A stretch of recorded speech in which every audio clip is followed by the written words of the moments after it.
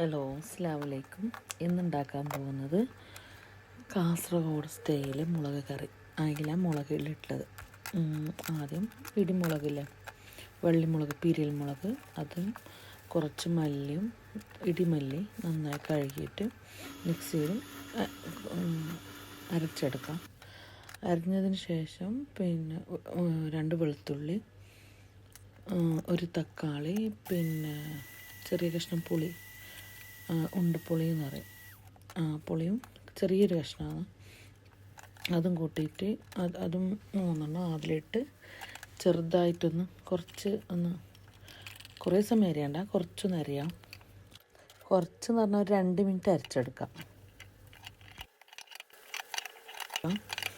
എന്നിട്ട് ചട്ടി കഴുകി അതിലേക്ക് സവാളയും തക്കാളിയും പിന്നെ ഈ അരപ്പും ചേർത്ത് നന്നായി തിളച്ചതിന് ശേഷം ഉപ്പിടാം, മഞ്ഞൾപ്പൊടി ഇടാം.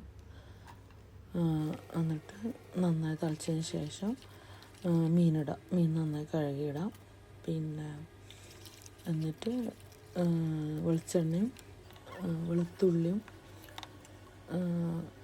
തിളച്ചതിന് ശേഷം മീൻ വെന്തതിന്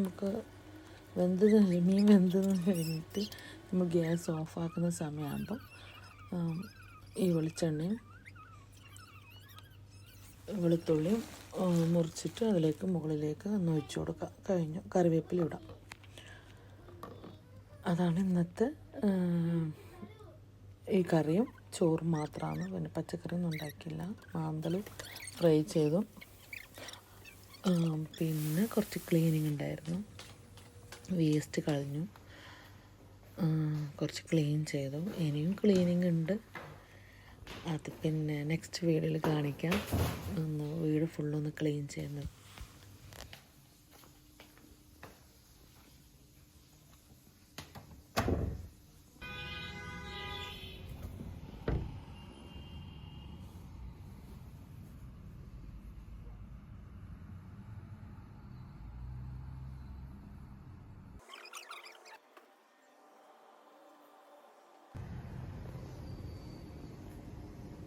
ഓക്കെ, ഇന്നത്തെ വിശേഷം ഇത്രയേ ഉള്ളൂ. Okay, by.